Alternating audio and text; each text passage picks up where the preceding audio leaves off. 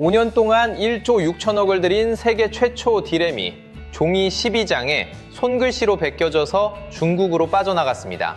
그런데 이 일을 한 사람이 받은 돈은 연봉 30억, 잡힌 사람들이 받은 형량은 평균 1년 2개월이었습니다. 많은 분들이 이렇게 생각하실 겁니다. 사형시켜야지, 무기징역 때려야지. 과연 그게 안 되는 걸까요? 안 되는 게 아닙니다. 법전에서는 움직였습니다. 그런데 법정 안에서 5군데가 줄줄 새고 있습니다. 들인 돈, 챙긴 보상, 때린 형량, 이 세 숫자가 한국에서만 어떻게 비뚤어지는지, 그리고 그 결과가 여러분 국민연금까지 어디로 도착하는지 짚어드리겠습니다. 첫 번째 칸, 들인 돈 1조 6천억부터 풀어드리겠습니다. 이 돈 머릿속에 잘 안 잡히실 겁니다. 한국 정부가 한 해 R&D 예산으로 30조 원을 쓰던 시절이 있었거든요. 그 30조 원의 5%입니다. 한국 정부가 1년 동안 모든 분야 연구개발에 뿌리는 돈의 20분의 1을 삼성전자 한 회사가 디램 한 종류 개발에 쏟아부었다는 얘기입니다. 다른 단위로 환산하면 더 와닿으실 거예요. 강남 30억짜리 아파트로 환산하면 530채. 강남 한복판 단지 하나가 통째로 들어가는 돈입니다.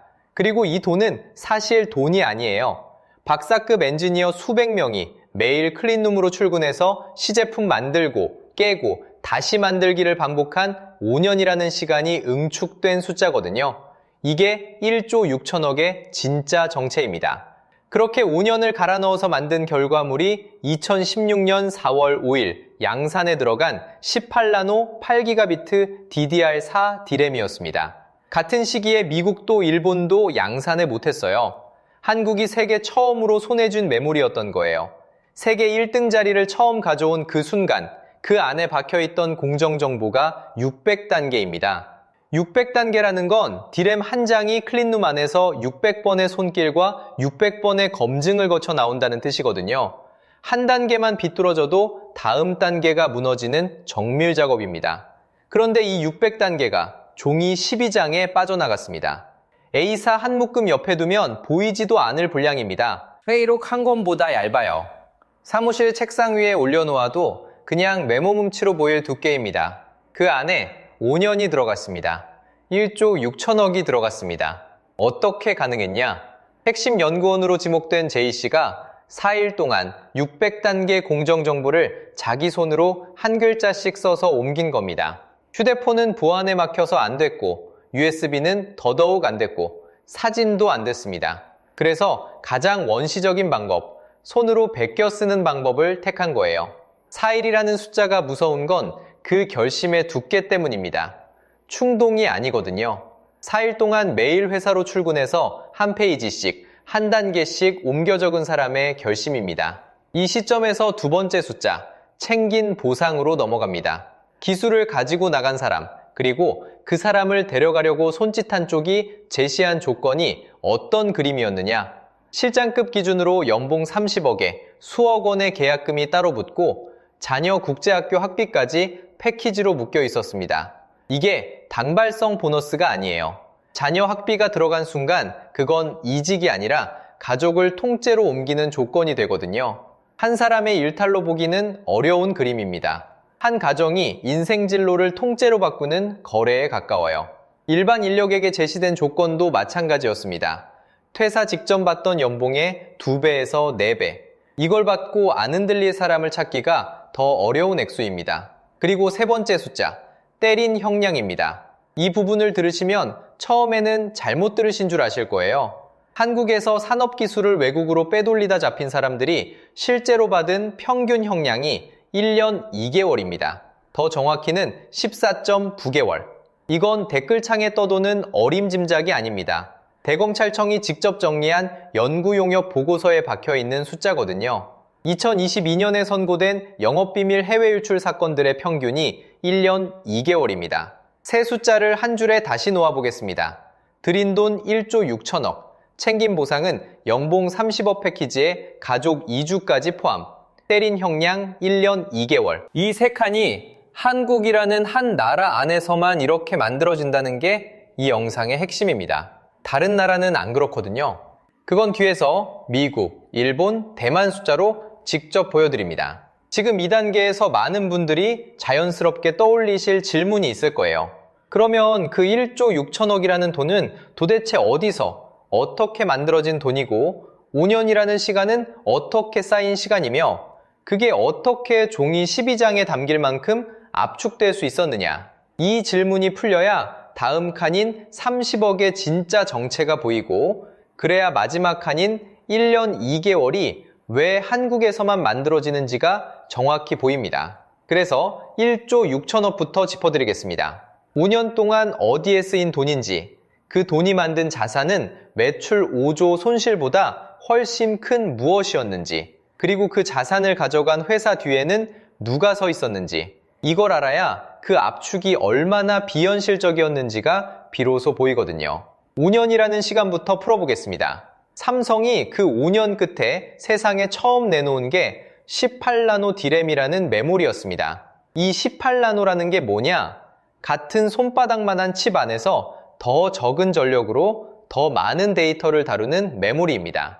2016년 4월 5일 삼성이 세계 최초로 양산에 들어갔습니다.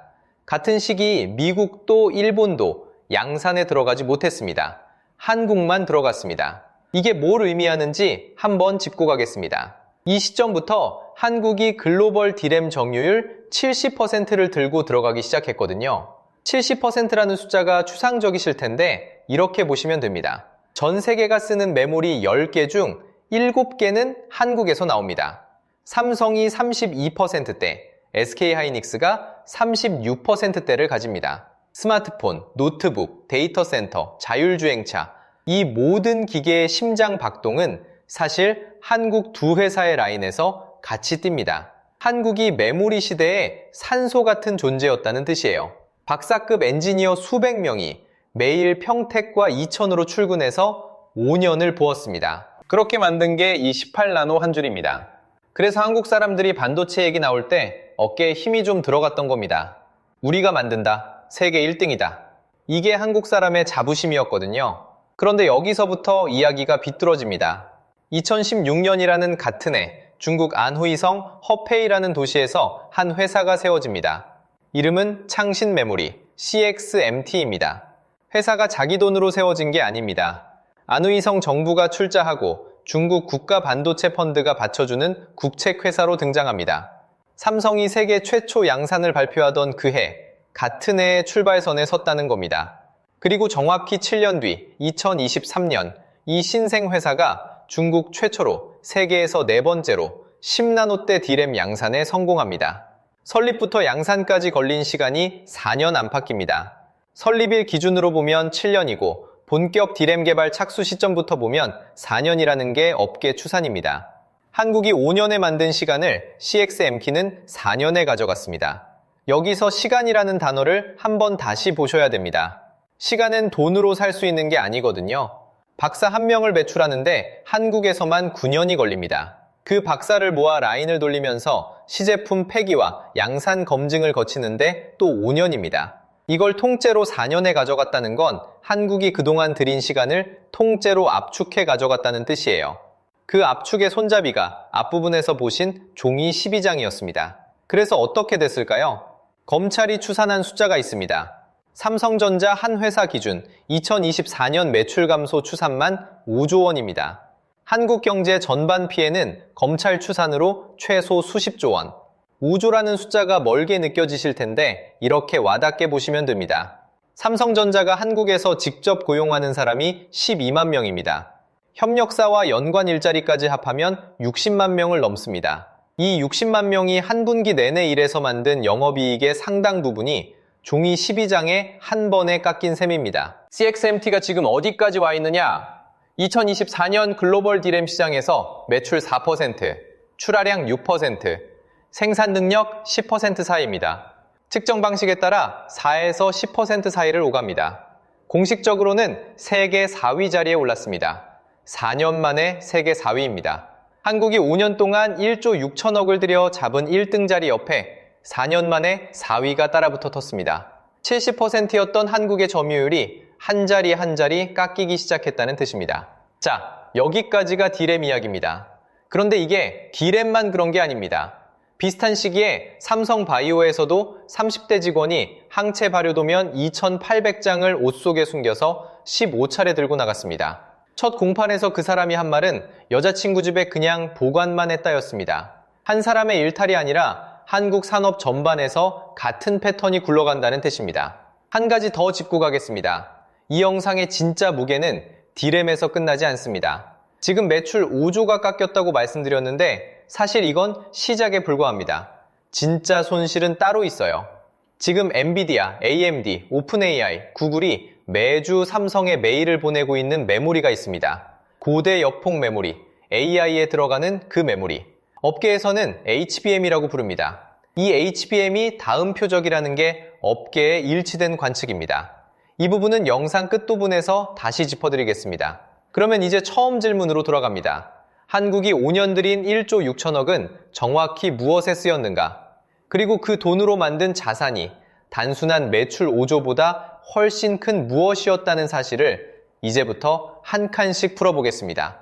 1조 6천억, 이 숫자가 어떻게 만들어졌는지부터 한 칸씩 풀어보겠습니다. 이 돈은 단순히 통장에 쌓아두고 결제한 액수가 아닙니다.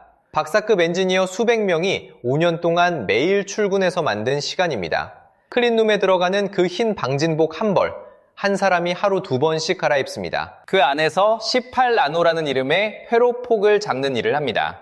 머리카락 한 가닥에 5천분의 1 굵기, 거기에 신호를 흘립니다. 시제품을 만들고 안 되면 폐기합니다. 또 만들고 또 폐기합니다. 이걸 5년 했습니다. 인건비, 클린룸 설비, 시제품 폐기 비용, 양산 라인 검증, 이 4가지가 합쳐져 1조 6천억이 됐습니다. 이게 어느 정도 무게냐? 당시 한국 정부의 한 해 R&D 예산이 30조 원이었습니다. 그러니까 정부가 1년 동안 모든 분야의 연구개발에 쓰는 돈의 5% 비중을 삼성이 디램 한 칸짜리 공정에 박았다는 얘기입니다. 그래서 이건 돈이 아니라 시간이라고 말씀드리는 겁니다. 돈은 다시 벌면 됩니다. 시간은 안 돌아옵니다. 그런데 이 5년이 어디로 빠져나갔는가? 앞부분에서 보셨듯이 종이 12장입니다. 그리고 그 종이를 받은 회사가 4년 만에 따라잡았습니다. 삼성이 입은 매출 손실이 2024년 한 해에만 5조 원, 검찰이 추산한 숫자입니다. 5조라는 숫자를 처음 들으시는 분은 아직 무게가 안 잡히실 겁니다. 한국 한 해 의료비 100조의 5%, 한국 정부의 한 해 R&D 예산 30조의 17%, 삼성 한 회사가 한 해 매출에서 그만큼을 통째로 깎였다는 얘기입니다. 그런데 이 5조는 삼성 본사 매출만 잡은 숫자입니다. 삼성전자가 직접 고용하고 있는 인력이 12만 명입니다. 거기에 부품, 장비, 소재 협력사까지 합치면 60만 명을 훌쩍 넘습니다. 한 명의 퇴사자가 손에 쥐고 나간 종이 12장이 한국 안에서 60만 명이 매달려 있는 산업의 한 분기 영업이익을 통째로 깎았습니다. 이게 한 회사의 손해라는 말로는 다 담기지 않는 이유입니다. 여기서 많은 분들이 이렇게 생각하실 겁니다. 한 회사가 다른 회사한테 도둑 맞은 사건 아니냐? 나쁜 사람 몇 명이 돈에 눈이 멀어서 한 짓 아니냐? 저도 처음에는 그렇게 봤습니다. 그런데 가져간 회사 뒤에 누가 서 있는지를 한 겹씩 까보면 그림이 완전히 달라집니다. 크면에는 회사 이름 하나가 있습니다. 창신 메모리. 영문 약자로는 CXMT라고 부르는데 한국 발음으로는 창신 메모리입니다. 이 회사 이름만 보면 그냥 중국 어느 지방 도시에서 시작한 신생업체처럼 보입니다. 실제로 2016년 안우이성 허페이라는 도시에서 처음 회사 등록을 했습니다. 한국이 18나노 디램을 세계 최초로 양산한 바로 그 해입니다. 같은 해에 누구는 세계 1등 디램을 세상에 내놓고 누구는 회사 등록을 한 겁니다. 그런데 한 겹을 까봅니다. 창신 메모리의 자본금이 어디서 나왔나? 안우이성 정부가 출자자로 들어가 있습니다. 지방정부 돈이 회사 설립 단계부터 박혀 있다는 얘기입니다. 한국으로 치면 도청이 회사 주식 일부를 직접 들고 있는 상태입니다. 이상한 그림이죠? 또 한 겹을 까봅니다. 안우이성 정부 뒤에는 더 큰 손이 있습니다. 중국 국가 반도체 펀드. 중국 정부가 반도체 산업 하나에만 집중적으로 돈을 붓기 위해 만든 국책 펀드입니다. 이 펀드의 3기 규모가 500억 위안, 한국 돈으로 9조 6천억 원입니다. 한국 정부의 한 해 R&D 예산 30조의 거의 3분의 1을 중국은 반도체 한 산업에만 한꺼번에 집어넣었습니다. 모든 분야가 아닙니다. 반도체 하나입니다. 이 펀드에서 나온 돈이 창신 메모리로 흘러들어갑니다. 이게 두 겹째입니다. 마지막 한 겹을 더 까봅니다. 국가 반도체 펀드는 누구의 명령으로 움직였나? 시진핑입니다. 시진핑이 직접 무대에 서서 선언한 목표가 있습니다. 2025년까지 첨단 반도체 자금률 70%, 2030년까지 메모리 자금률 70%. 이 숫자가 어디서 나왔는가 하면 시진핑 본인의 입에서 나왔습니다. 중국 안에서 이걸 거역할 수 있는 사람은 없습니다. 시진핑이 무대에서 박은 못입니다. 한번 박힌 못은 물을 수 없습니다.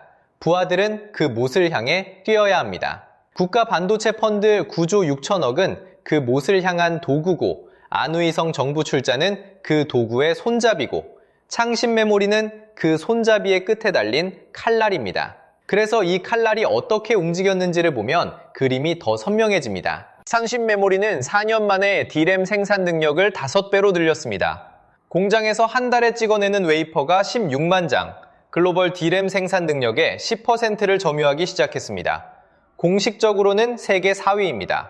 한국이 5년 들여 만든 자리, 미국과 일본이 끝내 만들지 못한 자리에 시진핑이 박은 못 하나가 4년 만에 도착한 겁니다. 물론 아직 격차는 있습니다. 창신 메모리가 만들고 있는 1세대 공정의 수율은 삼성과 SK하이닉스가 돌리고 있는 4세대 공정 수율과 비교하면 40% 넘게 떨어집니다.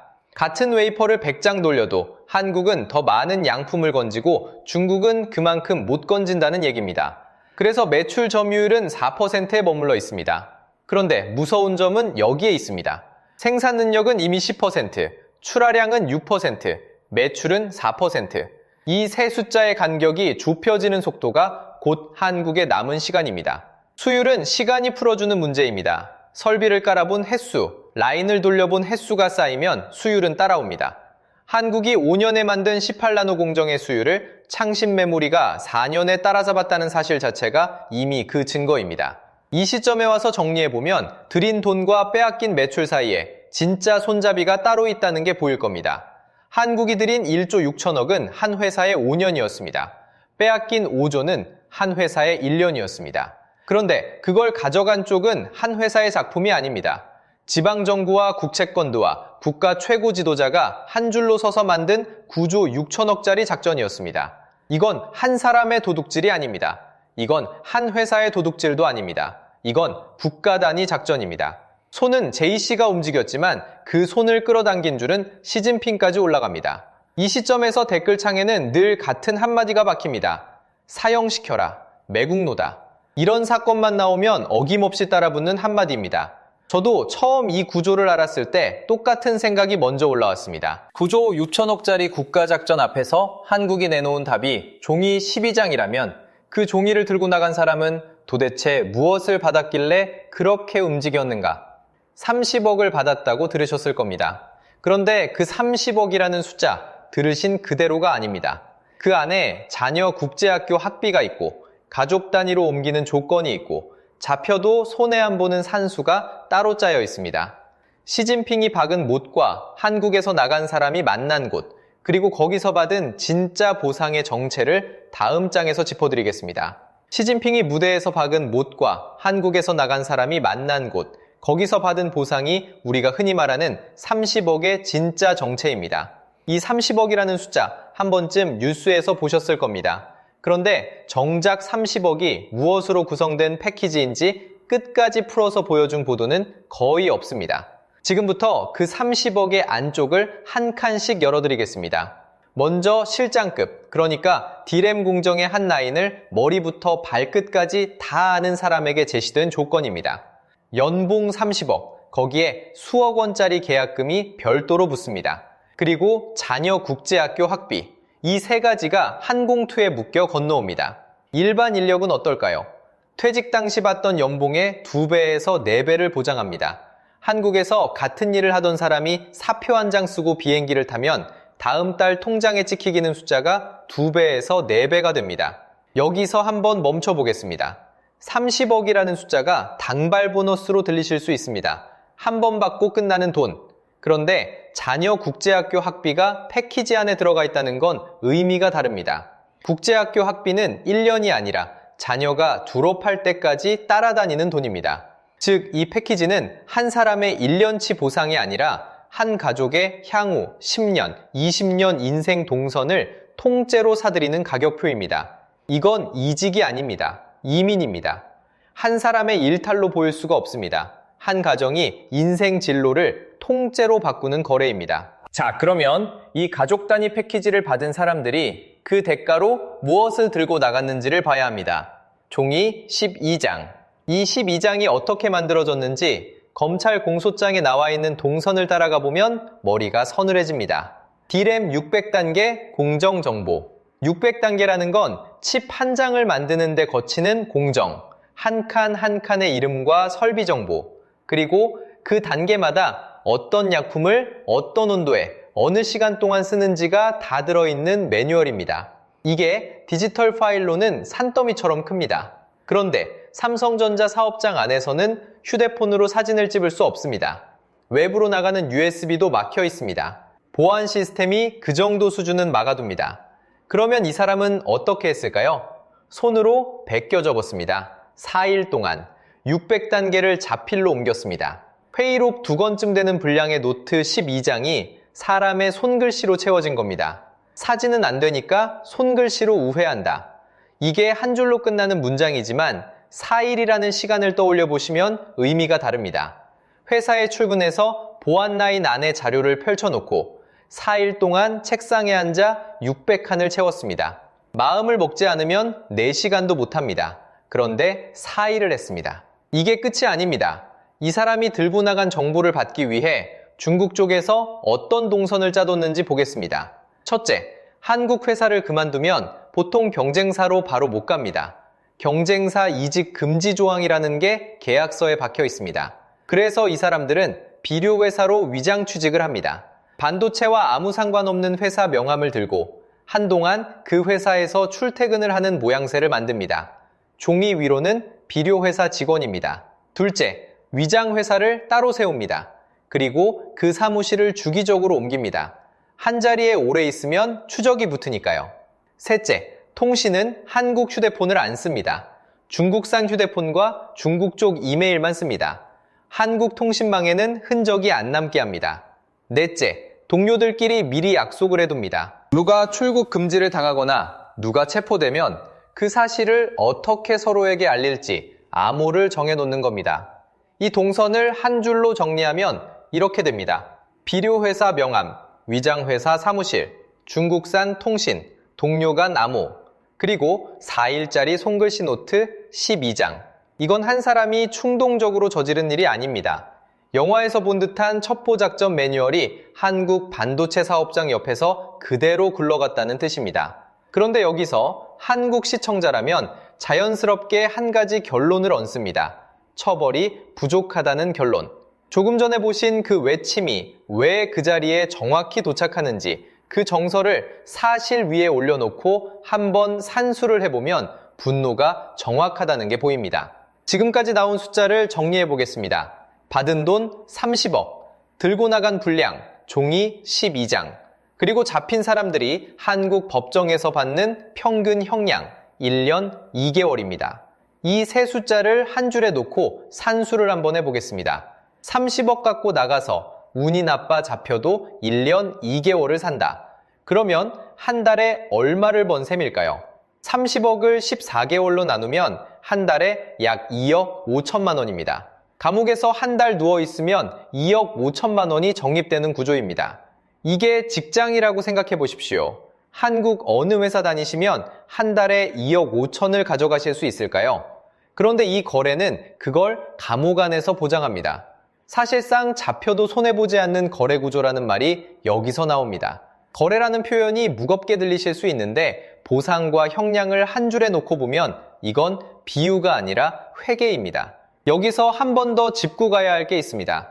보통 이런 사건이 보도되면 시청자들은 본능적으로 묻습니다. 그러면 처벌이 약해서 그런 거 아니냐? 한국 법이 너무 무르니까 매번 이렇게 되는 거 아니냐? 절반은 맞고 절반은 아닙니다. 산업기술보호법은 법전 위에서는 최대 15년까지 때릴 수 있게 되어 있습니다. 법조문 자체는 약하지 않습니다. 그런데 그 법전이 법정 안으로 들어오는 순간 15년이 1년 2개월로 깎입니다. 같은 한국에서 같은 법전을 펼쳐놓고도 그렇게 됩니다. 법전과 법정 사이에서 무엇이 일어나는가? 그래서 한국에서만 이 격차가 만들어지는가? 사형시켜라가 댓글창에 박혀도 한국 법정에서는 그 외침이 1년 2개월에서 멈춥니다. 한국 법이 종이 위에서 너무 약해서일까요? 그게 아닙니다. 종이 위 법은 멀쩡한데 법정 안에서 5군데 정확한 지점에서 빠져나갑니다. 미국과 일본과 대만 법정에서는 안 빠져나가는 그 5지점이 한국 법정에서만 줄줄 새고 있는 겁니다. 그 정확한 5가지 빈틈을 다음 장에서 한 칸 한 칸 짚어드리겠습니다. 한국법이 약해서가 아닙니다. 법전만 보면 한국도 미국과 거의 똑같습니다. 산업기술보호법은 외국 유출에 최대 징역 15년을 박아두고 있습니다. 그런데 평균 선고는 14.9개월에서 멈춥니다. 대검찰청 연구용역 보고서에 따르면 2022년 영업비밀 해외 유출 평균 형량이 14.9개월이었습니다. 법정형의 8%만 적용된다는 뜻입니다. 법전 두께의 10분의 1도 못 쓰는 겁니다. 같은 시대 다른 나라들은 어떨까요? 미국에서는 보잉 전 엔지니어 동판청이 2010년 미국 경제스파이법 첫 재판에서 징역 16년을 받았습니다. 듀폰 티타늄 기술을 빼돌린 월터 리우는 12년이었습니다. 일본 부정경쟁방지법은 영업비밀 해외 유출에 최대 10년 징역, 법인 벌금은 10억엔, 우리 돈으로 91억 원까지 매깁니다. 대만은 더 빠릅니다. TSMC 이나노 자료를 도쿄 일렉트론으로 빼돌린 천리밍에게 대만 지식재산상업법원이 2026년 4월 27일 징역 10년을 선고했습니다. 검찰은 14년을 구형했습니다. 한국에서 가장 무겁게 선고된 사건은 18나노 디램 별건의 김씨입니다. 1심 7년에서 26년으로 깎였다가 대법원 파기환송을 거쳐 2026년 4월 23일 6년 4개월로 다시 가중됐습니다. 한국 최고 수위가 6년 4개월입니다. 미국 16년, 대만 10년, 한국 평균 1년 2개월, 가장 무거운 사건도 6년 4개월. 같은 시대, 같은 산업을 두고 한국만 이렇게 빠집니다. 빈틈 5개를 짚어드리겠습니다. 첫 번째는 방금 보여드린 8% 적용입니다. 법은 15년인데 법정에서 8%만 친다. 이게 첫 빈틈입니다. 두 번째는 양형위원회 감경 공식입니다. 대법원 양형위원회가 영업비밀 침해 판결문 60건을 분석한 결과 가장 많이 인정된 감경 요소가 형사처벌 전력 없음, 그러니까 초범 감경이었습니다. 60건 중 32건이 이걸로 깎였습니다. 2위는 진지한 반성 15건. 그런데 기술 유출 사건은 거의 다 초범입니다. 한 번에 30억 받고 가족까지 옮기는 거래에 두 번째가 있을 수가 없으니까요. 이 초범 감경이 그동안 70% 집행유예를 만든 진짜 공식이었습니다. 대검 누적 자료를 보면 2015년부터 2024년까지 기소된 239건 중 집행유예 46%, 무죄 24%, 합치면 70%가 처벌 면제였습니다. 대법원 양형위원회는 2024년 7월 1일부터 이 초범 항목을 집행유예 참작 사유에서 제외했습니다. 공식을 깨버린 겁니다. 그런데 그 효과가 아직 선고로 안 나타났습니다. 법은 세졌는데 판결은 안 바뀐 겁니다. 같은 해 국가핵심기술 국외 유출 양형 권고는 최대 18년으로 신설됐고 국가첨단전략산업법은 법정형이 5년 이상에서 7년 이상으로 올랐습니다. 벌금도 20억에서 100억으로 5배 뛰었습니다. 김씨 사건도 대법원 파기환송을 거쳐 6년 4개월로 가중됐고 SK하이닉스 자료 4,000장 사건은 1심 1년 6개월에서 항소심 5년으로 3.5배 늘었습니다. 강화 흐름은 분명히 시작됐습니다. 그런데 1심 선고까지 1년에서 2년이 걸려 이 흐름이 평균 통계에 반영되려면 시간이 더 필요합니다. 그래서 지금까지 박혀있는 평균은 여전히 14.9개월입니다. 법은 세졌는데 판결은 아직 안 바뀐 겁니다. 세 번째는 1심 무죄율입니다. 대검 자료에 따르면 2017년부터 2021년까지 산업기술보호법 위반 1심 81건 중 무죄가 34.6%였습니다. 같은 기간 전체 형사사건 1심 무죄율은 3.%. 같은 법원에서 같은 판사가 일반 사건은 100명 중 3명만 풀어주는데 기술 유출만 보면 100명 중 35명을 풀어줍니다. 약 11배입니다. 2025년 한 해 자료도 비슷합니다. 1심 143건 중 집행유예 73건에 무죄 13건, 60.1%가 풀려났습니다. 같은 법원이 기술 사건만 만나면 손이 풀리는 겁니다. 네 번째 빈틈으로 들어가면 그 손이 왜 풀리는지 보입니다. 한국에서 산업기술 유출 사건 변호인은 거의 다 빅6 로펌입니다. 김앤장, 광장, 태평양, 율촌, 세종, 화우. 이 빅6의 형사사건 평균 무죄율은 일반 형사사건의 약 10배입니다. 산업기술 유출만 따로 뽑은 통계는 아니고 형사사건 전반 기준이지만 변호인 풀이 어디로 몰려있는지는 명확합니다. 그런데 한국에는 기술 유출 전담 재판부가 없습니다. 일반 형사부 단독 판사가 일반 사기 사건을 처리하다가 기술 유출 사건을 받습니다. 그 자리에 김앤장이 들어와서 이 자료는 영업비밀 요건이 안 충족된다. 이 공정정보는 이미 업계에 알려진 일반 정보다. 이런 논리를 들고 옵니다. 변호인이 들고 오는 주장에 즉각 반박할 수 있는 검사가 한국에 몇 명이나 될까요? 대검 인터뷰에서 법조계 익명 관계자는 수사검사와 공판검사가 분리돼 있어 즉각 대응이 안 된다고 말했습니다. 일본은 이미 기술 유출 전담 법원을 운영하고 있습니다. 한국은 양양자 의원의 기술 탈취 방지 3법이 그 도입을 요구하는데 아직 본회의 통과 전입니다. 다섯 번째 빈틈이 가장 깊습니다. 형법 제98조 간첩법 조항입니다. 조문은 적국을 위하여 간첩하거나 적국의 간첩을 방조한 자로 시작합니다. 1953년 형법이 제정된 이후 72년 동안 한 글자도 안 바뀌었습니다. 대법원 판례는 그동안 이 적국을 사실상 북한으로만 한정 해석해왔습니다.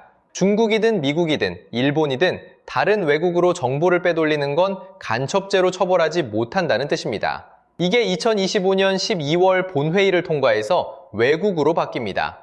시행은 공포 후 6개월 경과 2026년 6월 전후로 예상됩니다. 한 글자만 바뀌면 다 풀릴까요? 바뀐 조문은 외국의 국가기밀을 넘기면 3년 이상 유기징역인데 산업기술이 곧 국가기밀이다가 자동으로 붙는 게 아닙니다. 시행령과 첫 적용 판례가 쌓여야 실효성이 확정됩니다. 그리고 이 다섯 번째 빈틈에는 그림자가 하나 더 있습니다. 한국 회사 기술을 들고 나가는 외국인 자체를 처벌할 법조문이 사실상 없습니다. KAI에서 KF21 자료 20GB가 인도네시아 기술자 5명의 USB로 빠져나가다 2024년 2월에 적발됐습니다. 검찰은 방산기술보호법, 방위산업기술보호법, 대외무역법까지 검토했지만 2025년 결론은 무혐의 기소유예였습니다. 방산기술 전용으로 만든 법조차 못 적었습니다. 한국에는 외국인이 한국 회사에서 기술을 들고 나가는 것을 직접 처벌할 법조문이 사실상 없는 겁니다. 기술 받은 외국 회사도 처벌이 어렵고 외국인도 신병 확보가 어렵고 결국 한국에서 잡힌 한국 시민만 형사 책임을 집니다. 빼간 회사도 무사하고 빼낸 외국인도 무사합니다. 이 5가지가 합쳐져서 14.9개월이 됩니다. 이걸 다 알고 보면 이런 사건이 터질 때마다 댓글창에 어김없이 따라붙는 한 줄이 다른 의미로 읽힙니다. 사형시켜라. 그 외침이 한국 법정 안에서는 1년 2개월에서 멈춥니다. 법이 약해서가 아니라 5군데에서 동시에 세고 있어서입니다. 5가지 중 5번째 한 칸은 2026년 6월에 일단 메워집니다. 그러면 충분할까요? 나머지 4칸은 그대로 남아 있습니다. 그리고 이 격차가 만들어낸 매출 5조 감소, 수십조 원 손실은 어디로 흘러가고 있을까요? 공장 한 곳의 숫자, 한 회사의 분기 실적에서 끝나는 게 아닙니다. 여러분 통장에 어떻게 도착하는지 마지막 장에서 짚어드리겠습니다. 그 격차가 만들어진 5조와 수십조의 손해는 결국 어디로 흘러가는지 마지막으로 짚어드리겠습니다. 결론부터 말씀드리면 그 손해는 여러분이 모르는 사이에 이미 여러분 노후 통장 안에 들어와 있습니다. 먼저 5번째 빈틈, 2026년 6월에 시행되는 간첩법부터 보겠습니다. 이 법이 통과됐으니 이제 한국도 외국의 기술 빼돌리면 간첩으로 처벌할 수 있게 됐다. 다행이다. 이렇게 생각하실 수 있습니다. 그런데 솔직히 여쭤보겠습니다. 법조문은 통과됐지만 첫 적용 사건이 한 건도 안 나왔습니다. 산업기술이 곧 국가기밀이라는 등식이 자동으로 성립하는 게 아니라 시행령과 판례가 쌓여야 실효성이 확정됩니다. 그리고 더 중요한 건 이번에 메워지는 건 5 빈틈 중 딱 한 칸이라는 겁니다. 법정형 15년에 평균 1년 2개월만 적용되는 8% 룰, 초범 감경 잔여, 전담재판부 부재, 외국인 인력 유출, 처벌 공백, 한 번부터 4번까지 4칸은 그대로 남습니다. 자, 이제 진짜 짚어드릴 차례입니다. 이게 왜 여러분 통장과 연결되는가? 여러분이 이 영상 보시는 동안에도 매달 월급에서 자동으로 빠져나가는 돈이 있습니다. 국민연금입니다. 한국에서 일하시는 분이라면 거의 예외 없이 가입돼 있습니다. 자영업자도, 직장인도, 전업주부도 임의 가입으로 들어와 있습니다. 그 돈이 모이는 곳, 국민연금 기금입니다. 2026년 2월 기준 운용 규모가 1,610조 원입니다. 한국 1년 정부 예산 600조의 2배가 넘는 돈이 한 곳에 쌓여 있는 겁니다. 그 1,610조 가운데 삼성전자와 SK하이닉스 두 회사 주식으로 묶여있는 돈이 얼마일까요? 국민연금이 보유한 삼성전자 지분 평가액이 약 94조 원, SK하이닉스 평가액이 약 58조 원입니다. 두 회사를 합치면 약 152조, 국민연금 전체 자산의 약 10분의 1이 이 두 회사 주가에 묶여 있다는 뜻입니다. 한국 직장인이 매달 월급에서 자동으로 빠져나간 그 돈이 본인도 모르는 사이에 삼성과 SK하이닉스 주식으로 들어가 있는 겁니다. 지분율로 보면 더 또렷합니다. 국민연금이 가진 삼성전자 지분이 7.6%, 삼성과 일가족 다음으로 가장 큰 단일기관 주주입니다. SK하이닉스는 9.11%, 사실상 SK 회장 일가 다음으로 가장 큰 손이 국민연금입니다. 한국 산업의 두 기둥에 한국 국민의 노후 자금이 가장 깊이 박혀 있는 겁니다. 그러면 종이 12장이 빠져나가서 매출 5조가 깎였을 때 그 충격은 어디로 갔을까요? 두 회사 주가가 흔들리면 그 152조의 평가액이 같이 흔들립니다. 국민연금 1610조의 약 10분의 1이 한꺼번에 출렁입니다. 그게 운용수익률 숫자에 그대로 박힙니다. 그리고 운용수익률은 미래 어느 시점 여러분이 65세에 받기로 되어 있는 연금 수령액의 토대가 됩니다. 지금 삼성전자 주가에는 동시에 3가지 악재가 들어와 있습니다. 노조가 18일짜리 총파업을 예고했고 시티그룹은 목표 주가를 32만원에서 30만원으로 내렸고 그리고 손글씨 노트가 빠져나간 기술 유출 사건이 있습니다.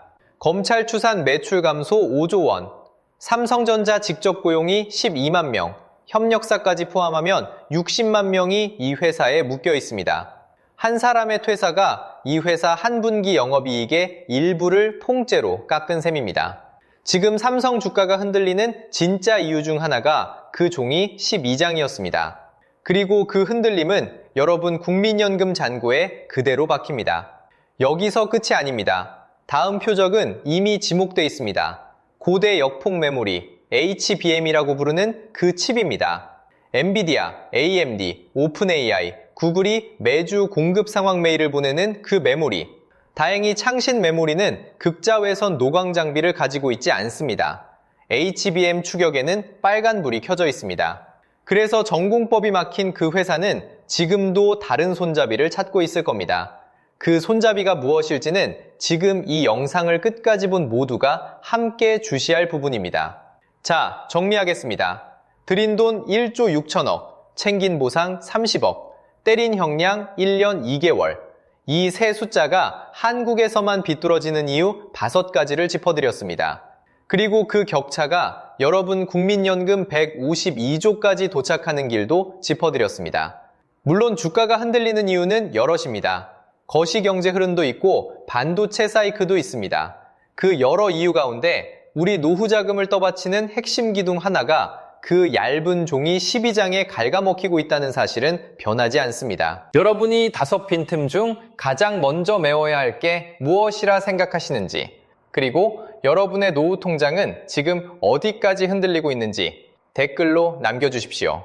여기 계신 모든 분의 오랜 경험과 통찰이 모일 때 이 5빈틈은 막연한 분노가 아니라 정밀한 입법 요구로 정리될 수 있습니다. 끝까지 봐주셔서 감사합니다.